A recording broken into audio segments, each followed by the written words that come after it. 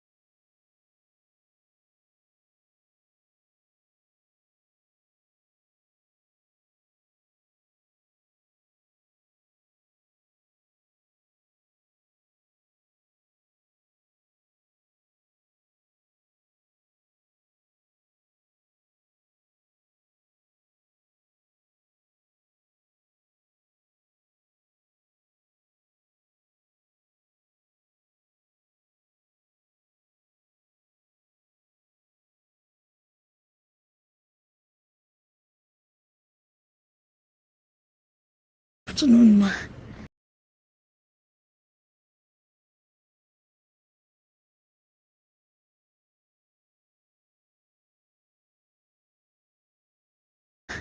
Okay, concerning the good afternoon, ma.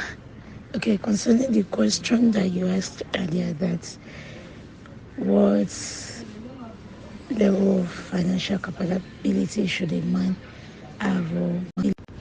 Good afternoon, ma.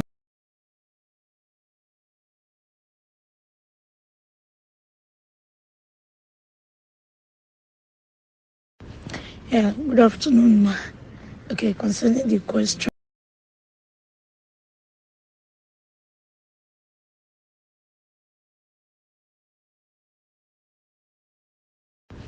Good afternoon, ma. Okay, concerning the question that you asked earlier, that what level of financial capability should a man have, should a man get to before I can consider marrying the man? Well, it's not just about the financial capability that the person is currently having. I mean, the level at which the person has. For me, it's the stability of that finance. Good afternoon, ma.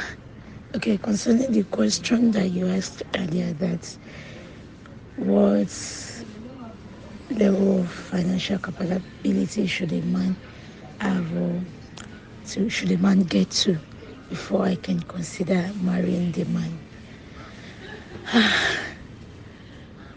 Well, it's not just about the financial capability that the person is currently having. I mean, the level at which the person has. For me, it's the stability of that finance. Like, is this money stable? Is this person has a steady source of income? Because is the person's ability to grow wealth, to preserve his income, to sustain himself, manage his finances, that matters. Not just about the amount that the person is having or how much the person can touch at a particular time. So now there are people that they are making good money, they are doing good, they are making good money, but they don't have savings. They don't have financial discipline. They don't have financial literacy.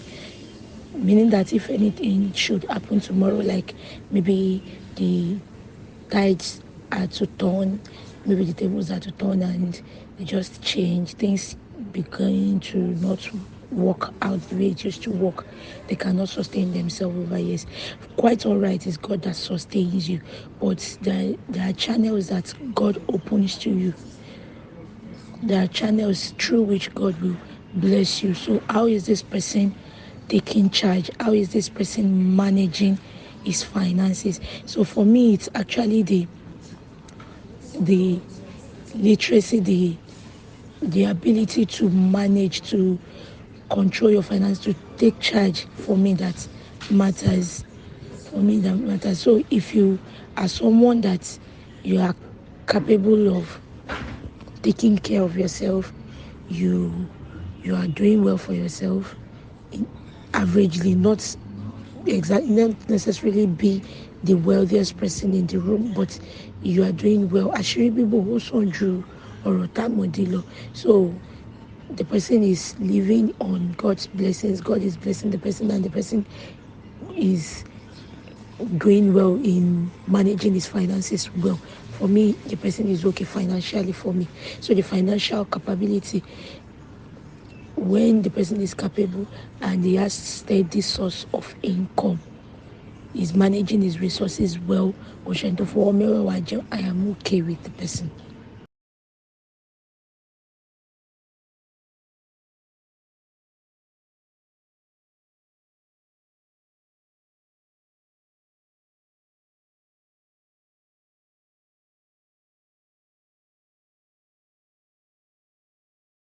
Can consider marrying a guy The guy must be financially stable.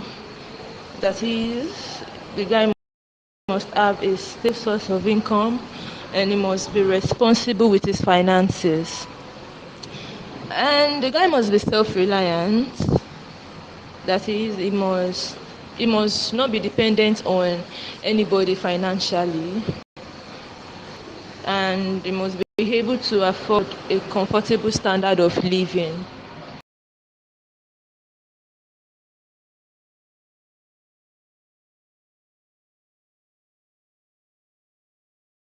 From my own perspective about on the question that what financial level can a man attain to get married, I think it's number one, I would say there is no specific financial capacity for a man required of a man to get married, because marriage is it is a commitment between two individuals that are emotionally, spiritually, and financially matured.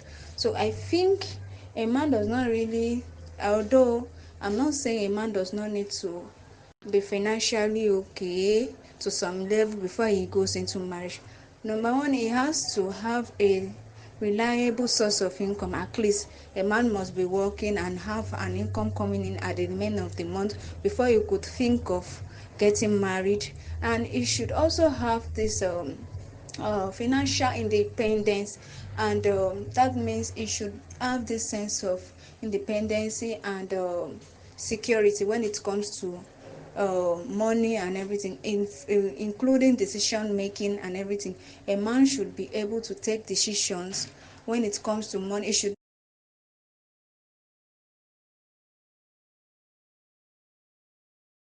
He should be able to provide. Secondly, he should be able to provide for his family. There are some basic needs that are needed. Those are the essential needs for human survival. A man should be able to provide such thing, such as house and every food for the family before he even think of uh, getting into marriage. He should be able to provide basic things. Then he should have this there's this you should have saving. Yes, you should have saving, like budgets also. So I wouldn't want to go for a man that does not even have saving, just in case of emergency and every other thing. So my father, you should have a reasonable um, and a reliable source of income. That means he's working, is not lazy, and should be able to provide basic things for the family, and he should have this financial independence and security. That means in taking decisions that pertains to money and everything, the man should have this sense of responsibility, should be able to be able to scale through when the needs arises, although he might not be able to provide for everything, but at least he should know that he has that responsibility. He should accept that responsibility as a man, and should save. A man that has this strive to at least, even though he's earning, he should be able to save and budget and invest in other things, so that he, he will have, Nigeria is not really promising. Salary workers are not really keen, so a man should be able to do extra other things to earn income. He shouldn't just be lazy. He should be wise in decision making when it comes to money. So I think that is what a man really needs to do, and I believe if they work in hand with the wife, they will actually achieve a good level.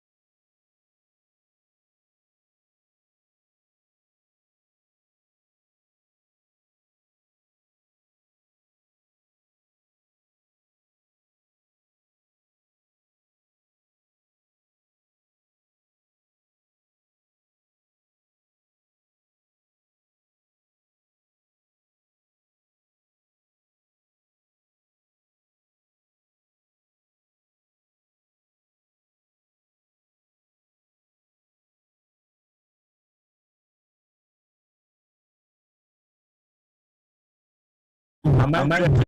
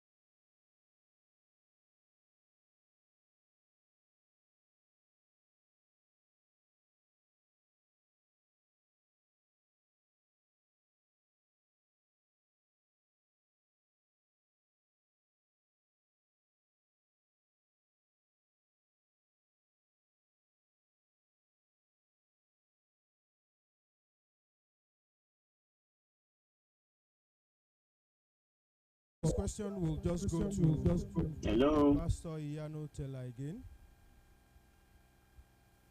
So please, Pastor Iyano, please, we all know that it is the responsibility of the man to provide for the family.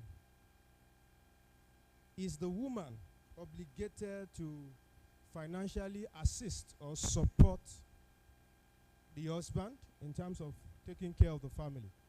So that's just the question we just want to ask you about.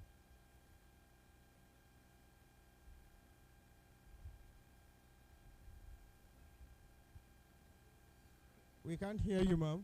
Please.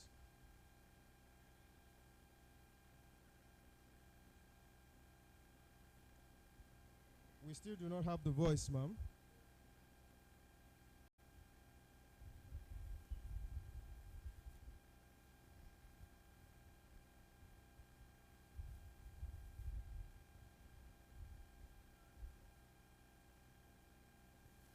Yeah, I hear you.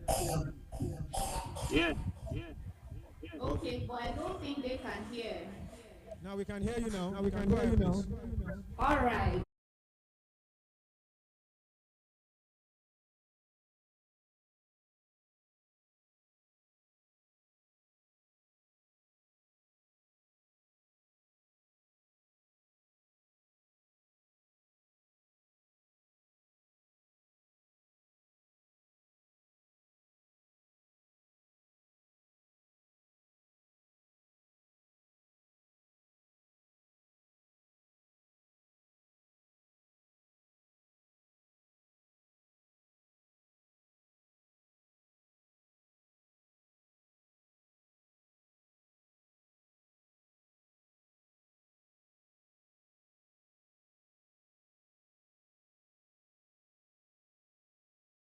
Responsibility. It is about generosity.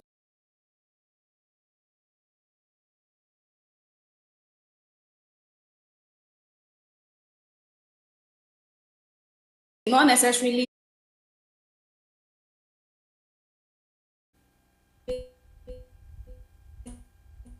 business partner. Whatever I bring is also what she's doing. But in a marriage, I want to believe it should be 100 and 100. So yes, I strongly feel. I know that yes, they are somehow from that scriptures that oh, a man is supposed to provide, but it still does not mean a woman cannot support, and it does not even mean support with us. You can also support 100%. I mean, financially. So I will just leave it at that. I believe the other question will come or where we're going to give further expansion on this particular question.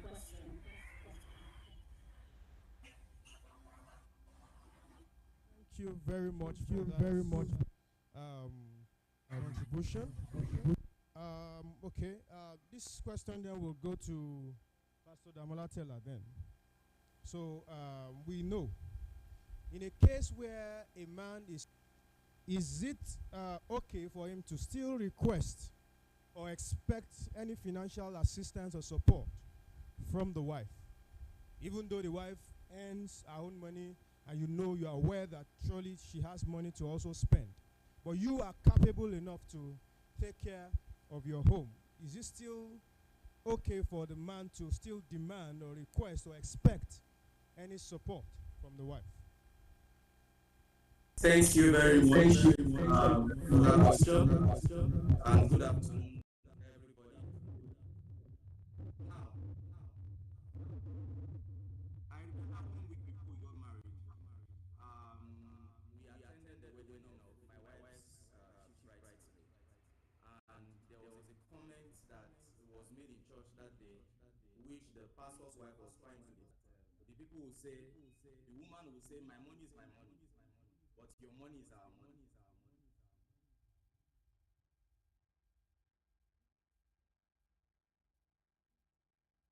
Which means that that is not God's pattern of marriage.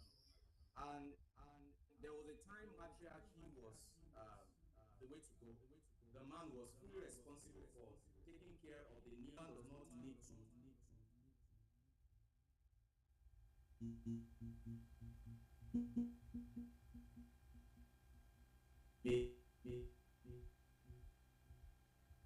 any and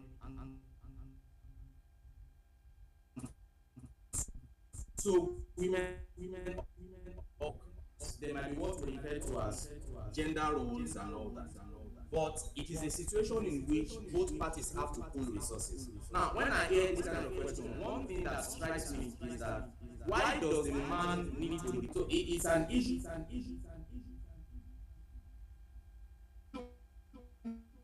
we need to address between one resources.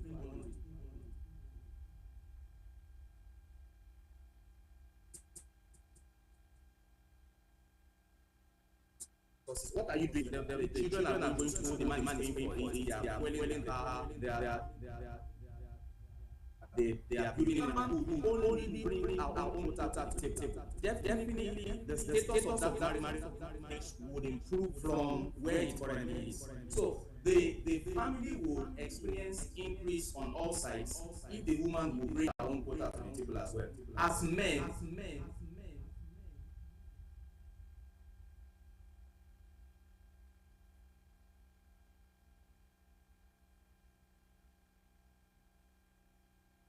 it might be difficult.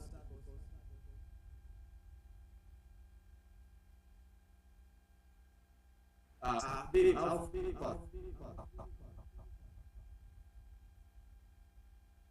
if what are you going to question unless you as a man you are already open and honest with income to your wife, which means that your wife knows what, so if your wife knows what you are earning, you can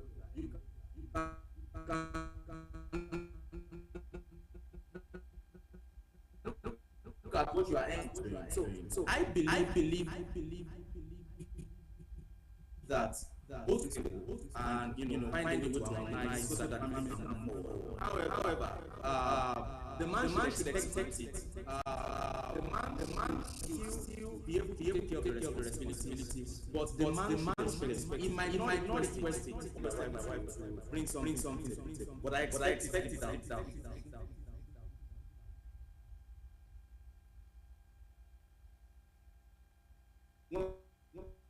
When she doesn't, she, when I remember 2021, and we fell back on us, I tell me 2021, and we spent everything. I tell me we spent everything. What I'm saying. So she was saving up what I'm saying. I was earning more. She was saving up her money. I was earning more than a few times more than I was, and she was saving her money. So when I exhausted my own, she did not need to ask her that bring out this money, let's spend it before she brought it out. So in a way, I believe that the women need to learn. They need to learn that their resources also belong to the family. Remember, with my body, I honor you. All that I am, I give to you. All that I have, I share with you. So thank you very much. Thank you very much, sir, for that contribution as well. We would also take this question to Pastor Tunji Bewajide. In a scenario where the wife decides to support with whatever financial capability she has, will it be wrong, or can we term it to be pride if the husband refuses such an assistance? Yes, the husband needs this money, but the wife is willing to support with it, bring it on. But the husband feels, no, it's my duty, I'm not going to take it. How do we refer to such a situation when the husband refuses the assistance or support of the wife, even though he really needs it? Over to you, sir. First of all, the man is now doing the last. But when the need arises, we don't need to shy away from the reality. Even if we all know that at times, like Bro Teller said, that there was a time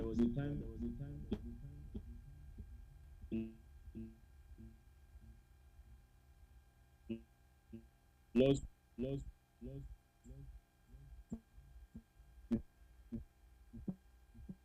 your wife feel is not up to the task. If you're a web designer, here are 4 Wix Studio features you gotta know.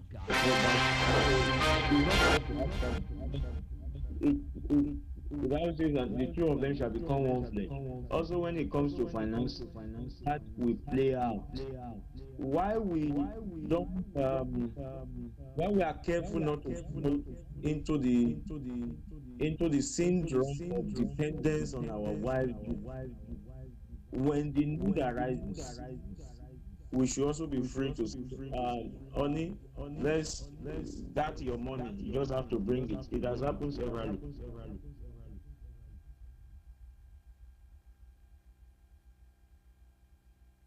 In the ministry. So it's not, let's remove ego. Ego does not help us at all. We are just to be open. This is the situation. I'm broke now. I don't have much. The money you are keeping, just bring part of it. There must be that free flow of communication between husband and wife when it comes to money. And then when you are not now bringing in, even when you have when you now have your own. So you are now, because this is why some men have become too dependent on their wife's income. I've heard the story of Gio while they were still younger. That even at times Gio would go to go and wash toilet, go and cut grass, come home with money. So the fact that your wife is earning and currently you are not earning should not make you feel shy or feel you are not up to the task as a man. But you must not also develop the dependence syndrome upon your wife's income. See to it that, okay, what if your wife does not have? So that's the only thing I would like to add to that. Thank you. So much. Just for the sake of clarity, so we would say that it's no pride in any way if the wife decides to support the husband. Just for the sake of clarity, sir.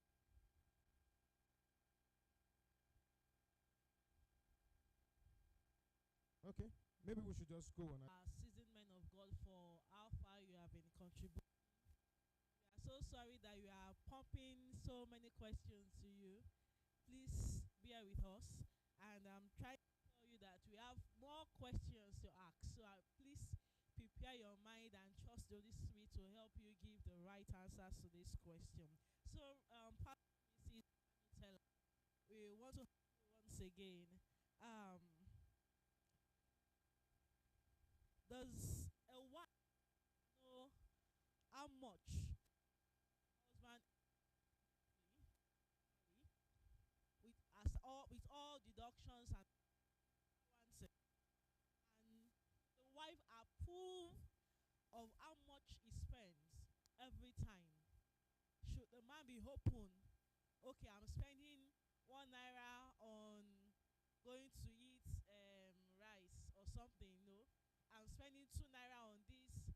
Should you approve of every amount is spent? Should you be in the know of this?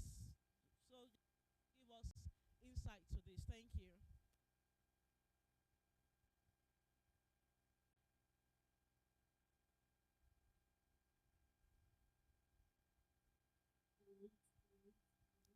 We can have you. We can have you. Okay, I believe it's going to help your family a lot when you both know how much you earn and you can plan based on how much you earn.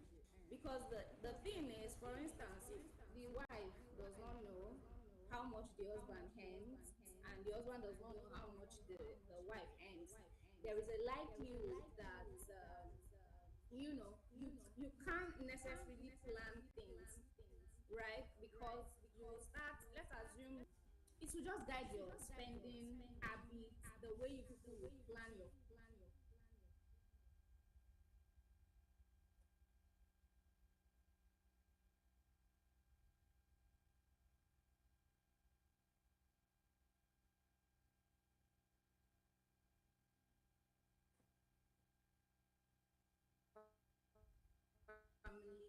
A husband, for instance, earns like 500K, and the woman is running home of their side. That's definitely going to be a problem for them because they don't know. When it comes to approval, I think that approval is a strong word. So I would rather say, with them knowing what each other earns, it helps accountability. So yeah, a family can have joint accountability in the sense that I know how much you earn and you also know how much I earn. Based on that, we can plan. Now, I believe, for instance, if a family they've deducted all the amount they want to use for to run the house. They've deducted the amount for projects and things like that. Yes, they can decide that, okay, you can take this spend money, I can take this spend money, and whatever you like, you do with it. Of course, for savers, somebody that saves, you still end up saving that particular money, while the spender can just spend it. So I think, yeah, if they have something like that, but that approval is quite is a strong word, So yeah, I believe they can have joint accountability. It's definitely going to help their home. Sorry, let me just quickly add to that. I remember when before we got married, I got my job with we got married, and when I was still volunteering, sometimes I get like 20,000, sometimes 30,000, and I would tell her how much I was paid. I always did. But when we got married, and I really got a job, and I got money. I remember then I spoke to her. I don't know if Bros Sende will remember. I sent him a message, and I was telling him, do I have an obligation to let my wife know exactly what I'm earning, and does she have the right to tell me how to spend money? And his response to me was that I should not allow money to give me pride and give me ego. that was not there before. That the fact that I have money now should not change me. That was what he said. So when I was not very, very open with her with what I was earning, I realized that we were not having money in the family. So in order for us to have money in the family, because she is a better manager, the woman is the one who keeps the home, and the woman can manage better than the man. So in all that, not in all cases anyway, but in a lot of, the woman just has the capacity to manage the home. So it is important for the man to open up to the woman and let her know. And the woman needs, of course, it goes on both sides, but the woman also needs to have a say in how the resources can come into the family expended. Thank you very much. All right, thank you, Pastor Damola Teller. And sorry, back to Pastor Eyano. When it comes to this time borrowing between spouse, you know, people take that word borrowing with high esteem. They expect you to have integrity in this regard. So, would you expect your husband to request for whatever amount you ask him to borrow you after a particular period of time? Probably you say, please, my husband, I need you to borrow me 500 naira. I want to do something. And he's asking you the next minute when you get home, please, where is my 500 naira? We are one, we own this money together. So, should I return? Would you return any money you borrowed from your husband? Thank you.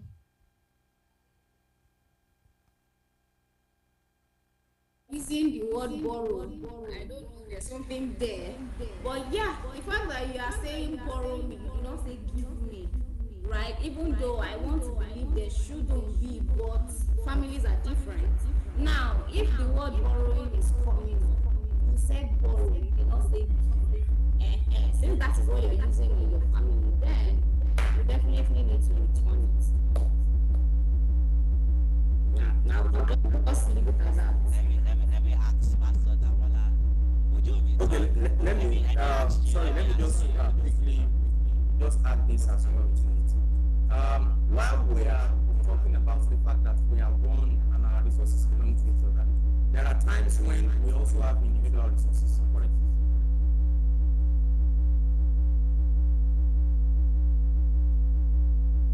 example, I have to, there's nothing personal, but there are personal. For example, maybe I want to get something for myself, or I want to pay for school, or I want to do something, and the family does not have enough pool of funds to take care of that. Maybe we just did a project, and my wife seems to have some savings in her house.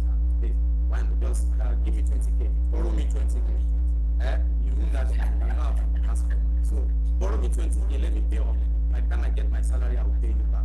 In my own opinion, it's not a big deal. If the word that was used was borrow, if I tell her borrow me this money, then I have to pay back. It's just that's if you didn't say give. If the money was used for the family's purpose, for example, like I said earlier, we fell back on our money at a particular point in our marriage. She normally asks me when I take money from her, but she didn't ask for that money back because the money was used for the family. But when you borrow money for personal expense as a spouse, you need to give back that money to your spouse, because even though we are moving in the same direction, each person still has their destiny to pursue. What if she saved up that money to do a particular thing for herself? So if the word that was used is borrowed, I think that the money should be returned. It's an agreement. All right, thank you very much, Pastor and Pastor Damola and Pastor Yano Teller. Let's take this question also to the Babajide family as well. Pastor Tunji, please let's have your opinion as well regarding this matter.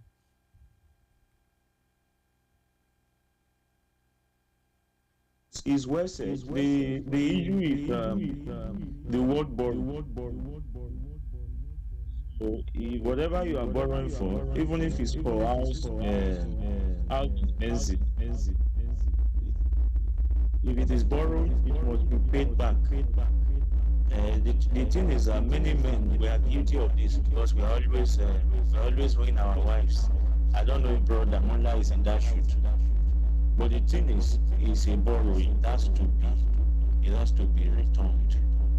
So, and if we was sometimes, it's also a way of proving your integrity in a way. When you use the word borrow, you just have to pay back. So that you will not shop into your wife's savings for your personal things, especially if you are earning more than your wife. If it's borrow, then you have to return. Even if what you are borrowing for is for the house chores or house expenses.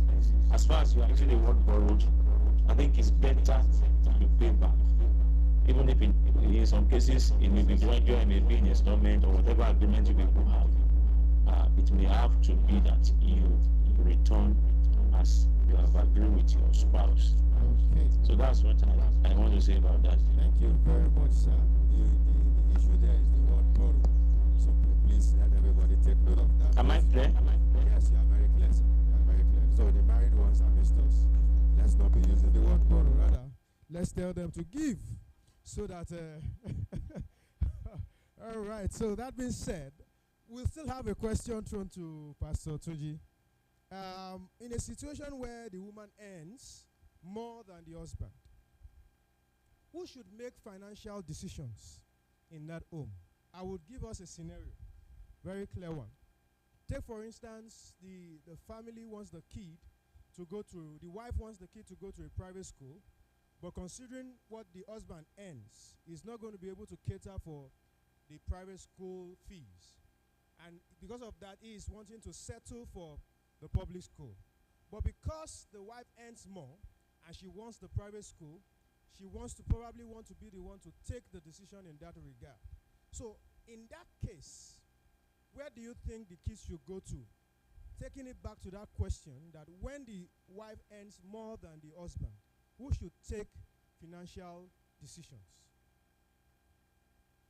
All right. Whether the wife is any more than the husband or not, there are some certain decisions that it is wise for the woman to allow the husband, or better still, it should be a joint, harmonious decision. It should be something we agree. It shouldn't be because of my salary or your salary. It shouldn't be because of your income or my income. Either my income is not big like your own, or your own is more than my own. The yardstick should not be the level of income. It should be, first of all, what we God wants us to do. That's number one. Then what are the considerations? So the thing is, we can't be using money for everything. Like, you can't be making decisions because you have money, or your wife is trying to push a particular thing because she has more money, or she may even say, no, leave this decision for me, I can foot the bill. No, it doesn't work that way. It doesn't work that way in marriage. Either the man, because some years back, my pastor in Plateau State those days was not earning as much as his husband. As much as his wife. We make some critical decisions together, even though what the man brings to the table and what the woman brings to the table, they have a ratio in which they share their income. But the major decision is to be left for the man. But in this case, the two people can look at issues critically, like the issue of school. Which school should we take our child to? So it's possible that the man may even want the child to go to that expensive school, and his income is not much. So at that point, that's where cooperation of our spouses come into play. But it shouldn't be that it's because the man does not have much cash, or because the woman now has the cash, then it's now trying to override the decision of our husband. That will not be proper. It will not be biblical. It will not be a correct way of running marriage. So that's what I have to say. That we don't use money. We mustn't as decisions. There are some decisions that must be by, first of all, do you think that's what we should do? Number two, there must be cooperation. For instance, the man is collecting 150,000, the wife is earning 350,000. And there's a particular school the woman would love the child to go. The woman should not even bring the issue of, well, I know you cannot pay, I will pay. It's even demeaning. It's actually demeaning, and it can actually cause a lot of problem in the marriage if not well handled properly. So that's what I want us to get from this. We shouldn't put the money first, and our wives should not also say because they are earning more than us, they take decisions for us. Then you just have to say yes. No, it doesn't work like that. And what makes us as a man, it's not. Yeah, it's not every man that earns like their wife, but your role as a man in the home must not be relegated because your wife is earning more than you, or because your wife is more financially buoyant than you. That's what I have to say. All right, thank you very much, sir, for that contribution. All right, Pastor Damola Tela, this is the second to the last question for you. We are running off this section very soon. So let's look at this scenario. Your wife is from a very rich family and you are not financially stable. You are still trying to get on your feet financially, and at every little tough time, she runs to her family for assistance. And you know, as a man, every man has ego, and you feel like, oh, I'm not man enough. She's not portraying me well before our family and the like. So what would you do? Would you stop her from reaching out to our family? How would you address this in a family? Thank you.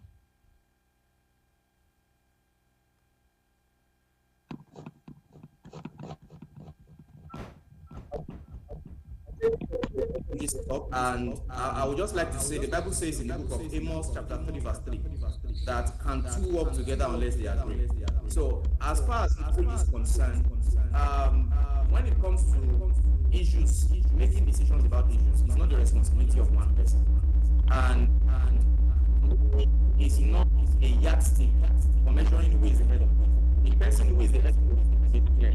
However, even the head of the house needs to defend, to the other person when decisions have been made in the family. So I just wanted to put that out there, that whoever it is that has money does not need cannot make decision on its own.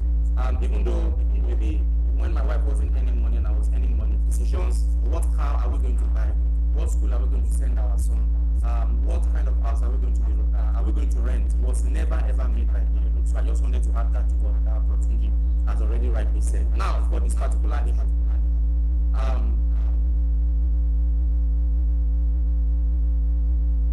it's needed that a woman's response to difficulty is to go back home.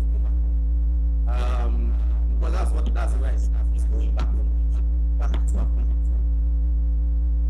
The first way to respond to this kind of situation is that they should go sit down and start to pray together. You see, women that are so fleet-footed and can easily travel back to the house to get one of the things are those that will depart from the man when things get really good, end up in their father's house because they have not really learned.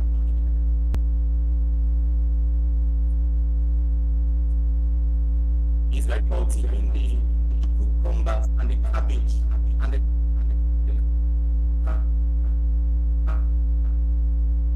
carrots. I would say they were eating it. I've had experience. So as a man, I would pronounce that personally. It's not correct. It's not the right course of action. When we got married, when I got married to my wife, we didn't have a TV, we didn't have a freezer, we didn't have a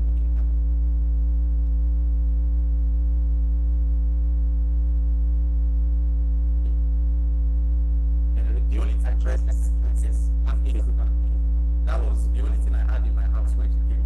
And my house was a 3-bedroom flat, so I still tried. But when she came in with this.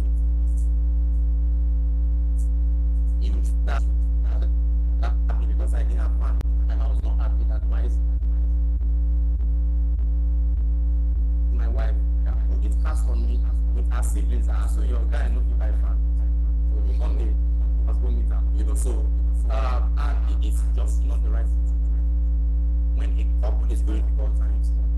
supposed to go through it to get that.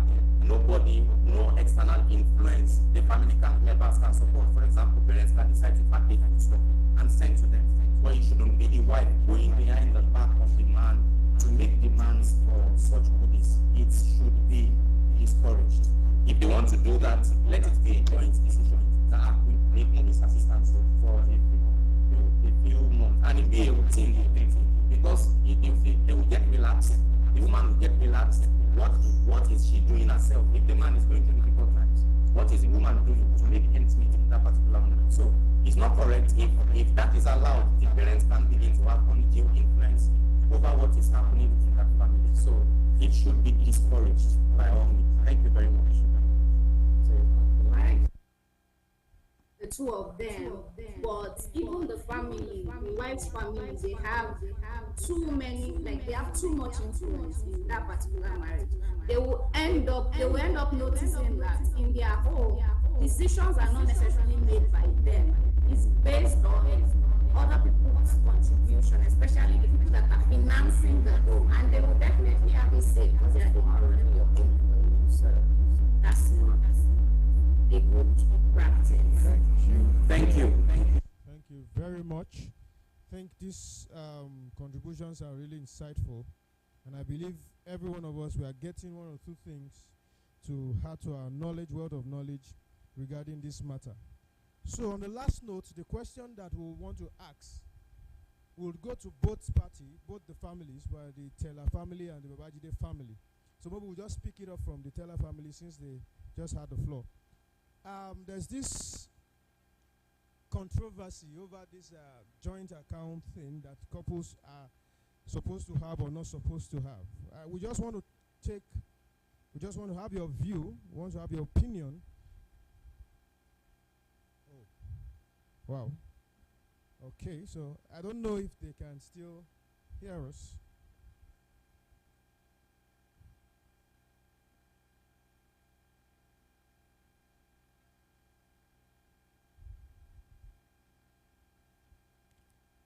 Okay, so what we are trying to just get them to help us address is basically on this issue of couples having joint accounts.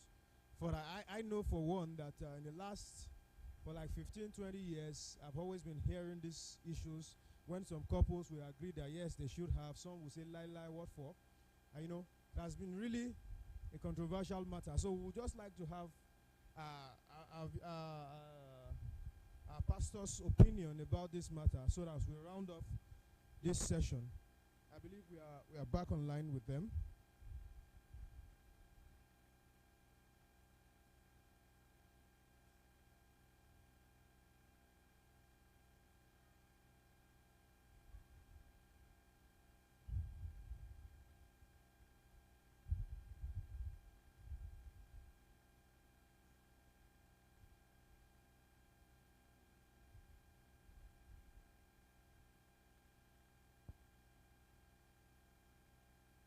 All right, you're welcome.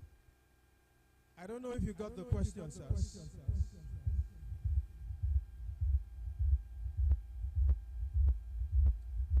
Can you hear me, please? Am I audible?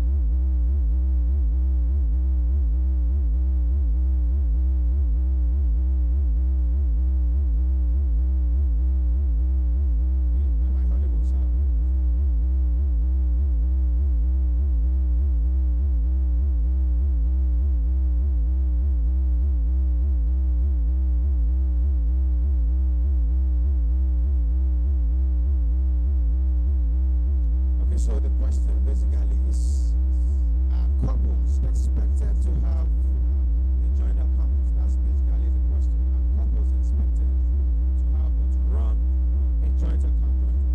Over to you, sir. Pastor Mrs.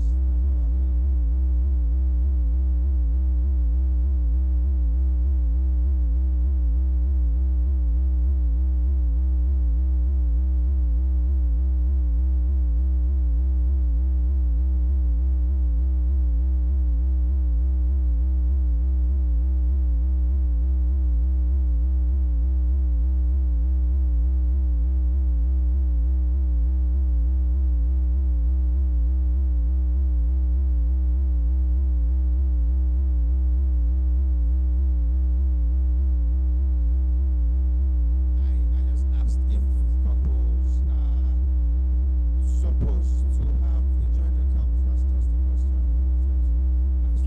Okay, just to let you know that we cannot hear you. Okay. The floor and then over.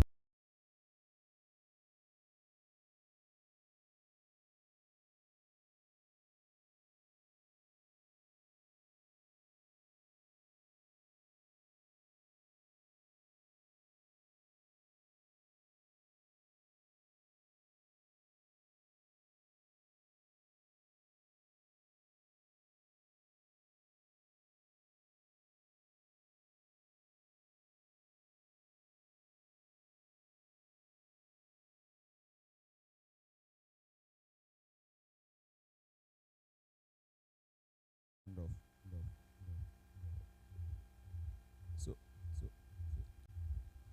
I read something from the wife of our general overseer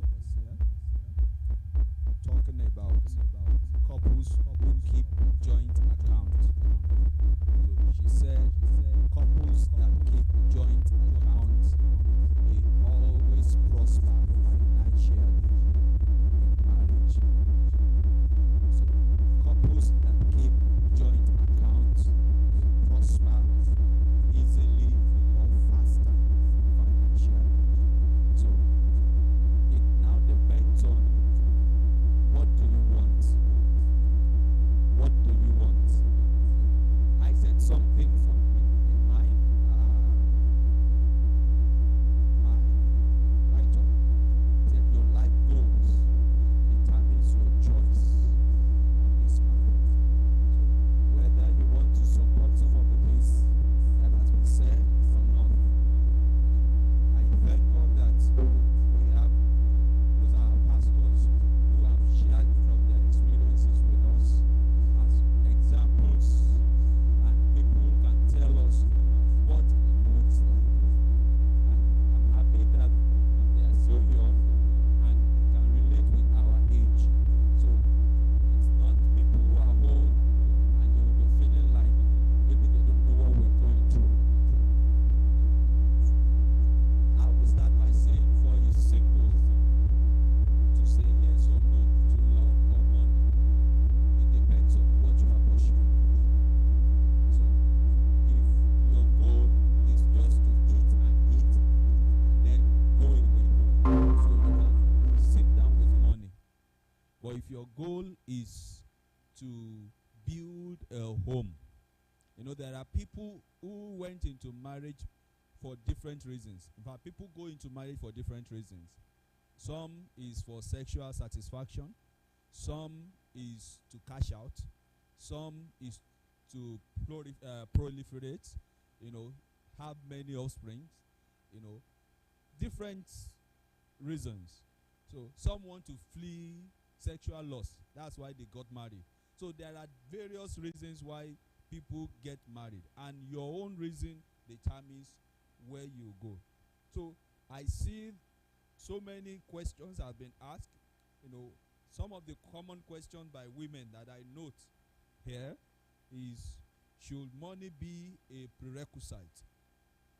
Before I say yes, I say that women will ask if there is a need to know the account balance of the woman of the man before saying yes. So I think that is one of the trending thing online now. So before they can agree to date a man, they want to know his account balance. So we've had the testimony of Pastor Tunji, Pastor Damola, who had little or nothing, but the wife said yes. So we've had their testimonies, and we can see them today where they are. The question I will ask, I would have loved to ask someone like Sister Iyanu, if she was still able to answer, would have been, what would it have looked like if you have said no to Brother Damola when he proposed? Because he didn't have a job that was stable or an income that was stable enough to take care of the family that then. So imagine that just a month to wedding was when Brother Damola got a good job that the salary far outweighs your own. So imagine she had said no. How will it look like if in the calendar of God, Brother Damola still got that job as at when he got it? Say, I think their wedding was September. So let's say he got the job in August. So let's say in the calendar of God, he was supposed to get the job in August. And he got the job in August. But Sister Iyanu has already rejected him. How will Sister Iyanu be feeling today? You know, I've had some men of God who will say, maybe talked about the lady they once had to marry them when they were still struggling. And the question I ask in my heart is, when those ladies are seeing those men of God today who are now success, celebrities, at least in the gospel kingdom, what will those women be feeling like? What will be their I don't know the thought that will be going on in their heart. So, and then we have this question too, should I bring something to the table? I think it has been dealt with. So, and one good answer to that is read the story of the woman in Proverbs 31. So the woman in Proverbs 31 has made the answer clear. And I thank God that that came up in the Old Testament, not even in the New Testament. So if we want to look at that woman that was described in Proverbs 31, what can you say about that woman? So I'm sure all those attributes of she found a field, she bought it. You know, I'm sure that woman was not full-time housewife.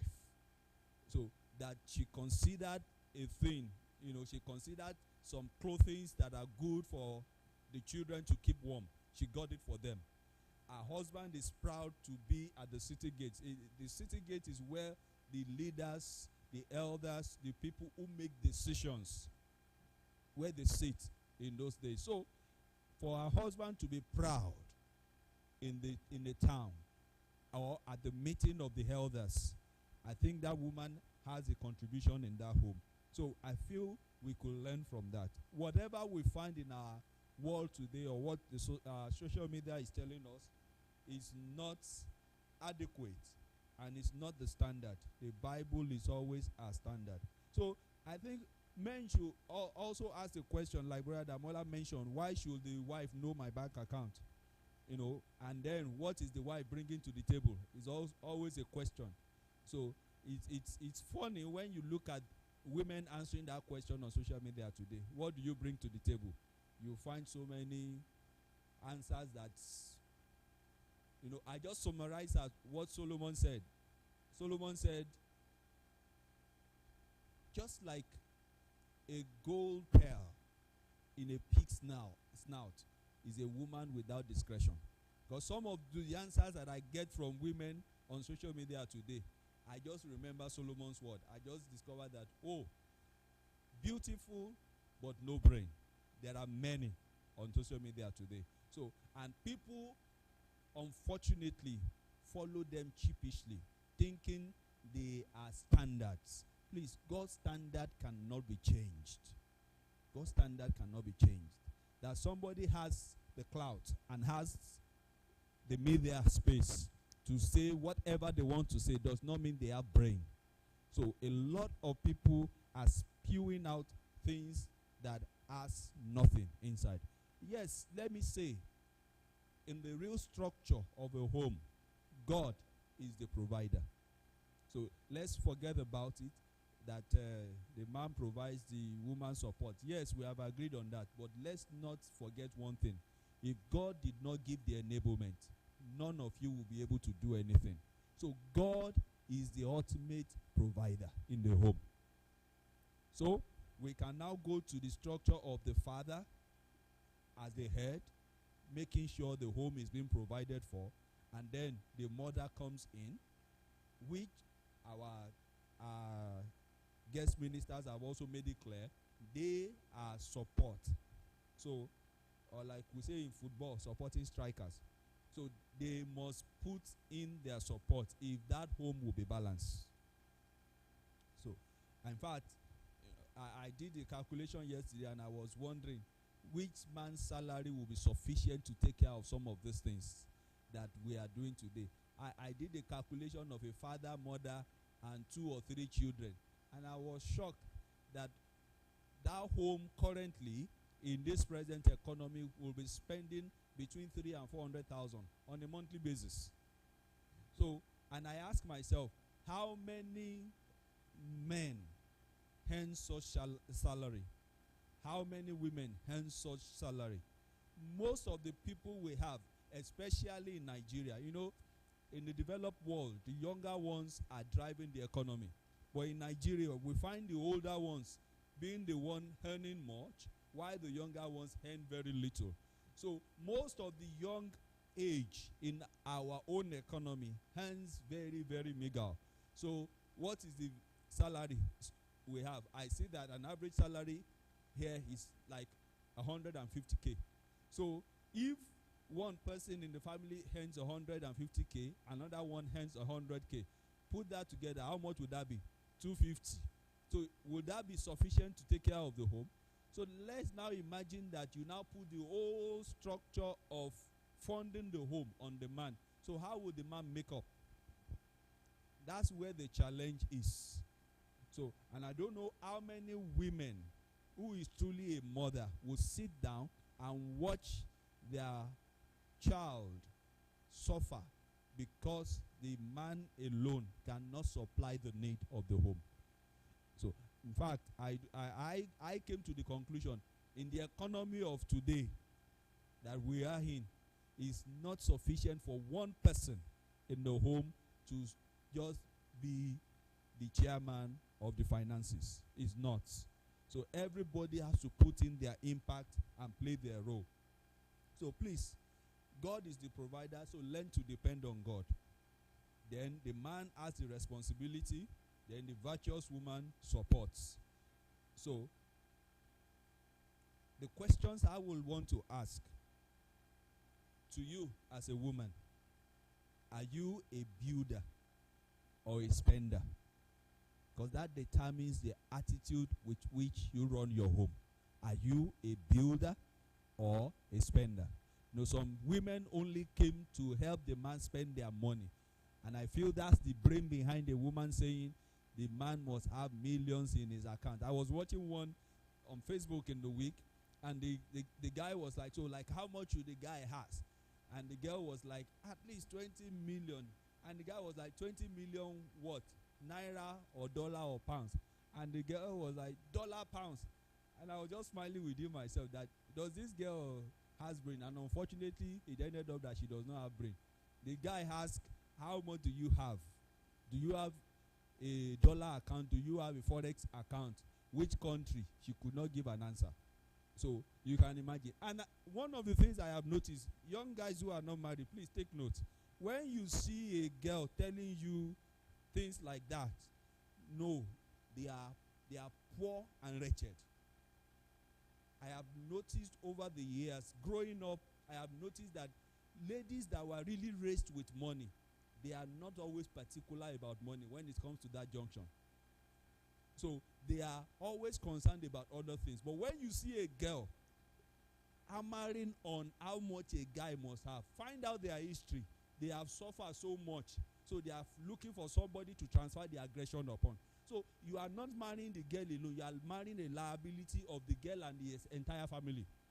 So the girl has tried to calculate very well that once the guy comes, he must pay my bill, pay for my brother, my sister, my uncle, my auntie, my father, my mother. So because if a girl is not thinking in that way, why should money be the yardstick? So you are not even saying, they ask you, what do you have to contribute? You don't have. But all you can say is what the guy must have. So please, is unrealistic. So even if the guy has money to take care of all the family expenses, what will you be doing with your money as a woman? Have you asked yourself? So let's say the guy earns millions monthly. So, and let's say let's say your money is not even more than 100K a month, and the guy takes care of all the expenses, even gives you allowance, personal allowance. You will say that's a beautiful man, Abi. Lovely. So the one that you are earning, what will you use it for?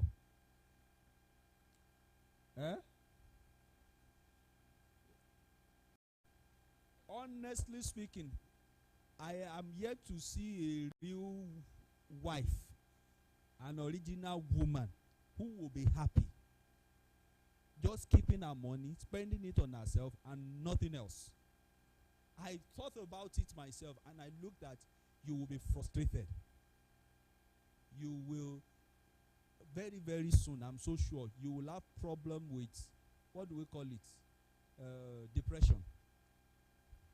Because part of life is that you face challenges, you sit down together, you brainstorm on how you want to surmount the challenge, you pray together, you work on it, you overcome it.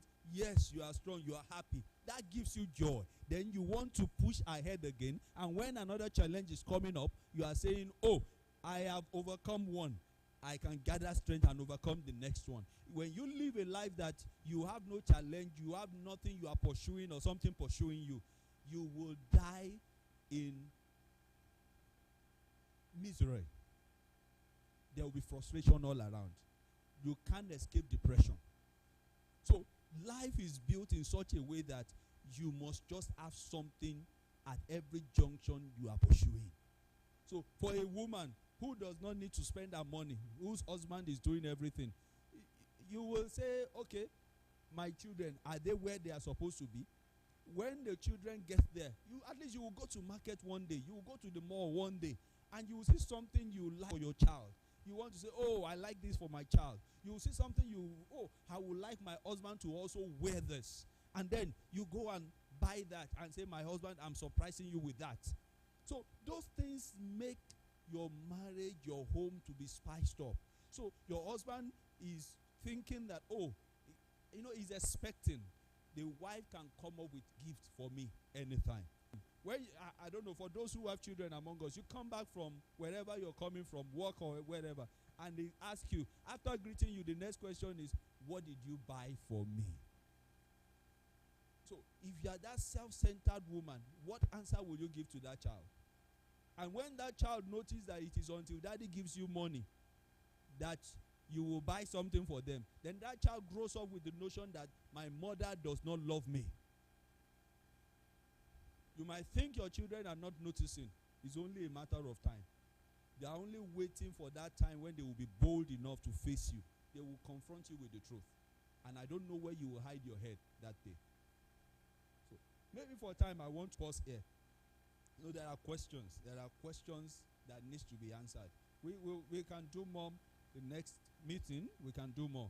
So, but I will also ask the father too. Are you a responsible provider, a father, a mentor to your family? Because a man must ask himself that question too.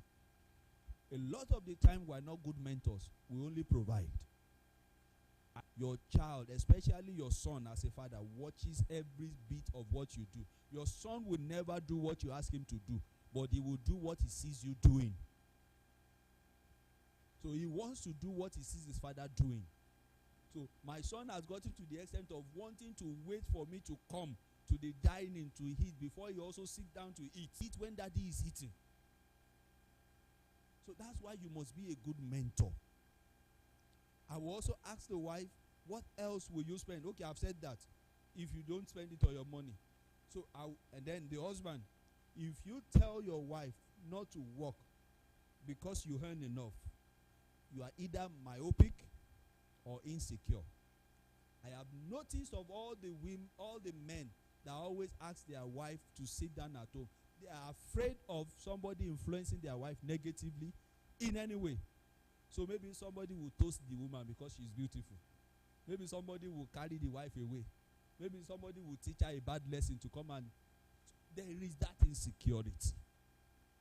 So if you are secured, you will not stop your wife. We don't work because of money alone. People work just because they want to be fulfilled. I like working.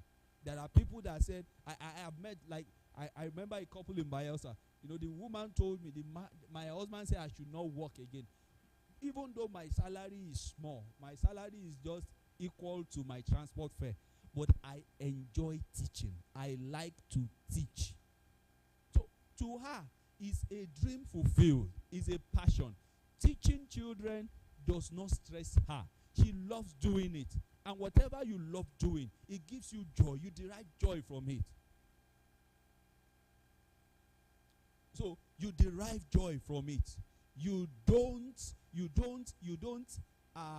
just work because you want to feed your family. So as it is for the man, it is also for the woman. So you don't do it alone because you want to feed your family. So we need to understand that working is beyond I want to provide. So you might want to provide, yes, but there is job fulfillment too. So there is job fulfillment, there is career fulfillment. So every person wants to be fulfilled in career. Are you fulfilled? That's the question too. So I see no reason. So even if God has blessed me, I am as rich as the richest man in the world. If my wife wants to work, let her be. Is it not better off? In fact, there are people who are that rich. What they do is the wife will be part of the company. And see those people, I've watched some of those families, they prosper. They do well easily. So it's not as if the woman is under any boss. It's a joint venture with the husband. But the woman is also going to the office. Guess what? Let me tell you this one joke. Finally, I have noticed those women that do full-time housewife, they don't know how to dress. They don't know how to dress. And somebody like me, like I always tell my wife, before we marry, even after marriage, she say, I know they wear earring again. In fact, this trouser, I'm tired of it. I will tell her, if I wanted to marry deeper life people, I know where I will find them. So I knew what I wanted before I married you. So you can't come and change now. I have noticed women who don't work, they don't have fashion sense. The day they try to dress, it's either the eyelashes or brow or pencil or whatever is more than, or there is a color rioting and the likes. So I guess it's that sense of not knowing how to dress that brought about color blocking. My thinking, don't mind me if I'm wrong. So in trying to make sure we adapt to it, they call it color blocking. Because in school, elementary, JS, fine art, they taught us color mixture. They told us basic colors. They told us secondary colors. So they taught us how to mix colors together, colors that can blend. So from secondary school, junior secondary school, you know colors. You know a little bit about fashion. You know a fashion trend for somebody who is tall, somebody who is plump, somebody who is really fat. So all those things have been taught from school. So when you now see such people, you will see that part of education has been eroded from them. So they don't know. So they won't dress well. So at the end of the day, their wife, such wife will become, especially when they are pastor's wife, they will become iyayad. You know the definition of iyayad. And then the husband will start saying, Mommy, I don't know, but to me, I feel it's already an insult when your husband starts calling you mommy wa, because you have turned to more me. Because if you are still that beautiful lady he married, he would never call you mommy, no matter how old you become. When I have seen people at 70, I can't forget, I'm trying to remember that couple. At 70 something, the two of them, when they asked the man he wanted to say something, the couple's program, and it was like, you see, when I married this girl, and everybody laughed, because you are the one who is seeing the woman as old. In the man's brain, it's still a girl. I marry a chick. So that thing is there. So for me, I don't support the idea of a woman sitting down at home doing nothing. I believe a wife should be engaged, like we see in Proverbs 31. So I think we will put a pause today for time, so that next time at least we'll have more to say. So I have some analysis that I would like to show. I like to analyzation, and I trust the Lord that the next time we'll be gathering, we will be doing much more on it, and we'll look at how we can strike a balance, looking at the home front. So please, let's join me as we pray together. Dear Heavenly Father, we want to thank you for your word that we have looked at today. Thank you for Brother Tunji in Benin. Thank you for Damola in Bayosa and their wives. Thank you for their testimonies. Thank you for all the people who have joined us online.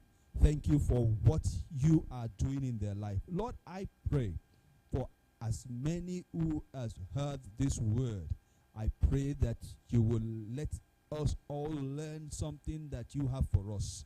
You will help us to structure our home in your own way, in your own pattern.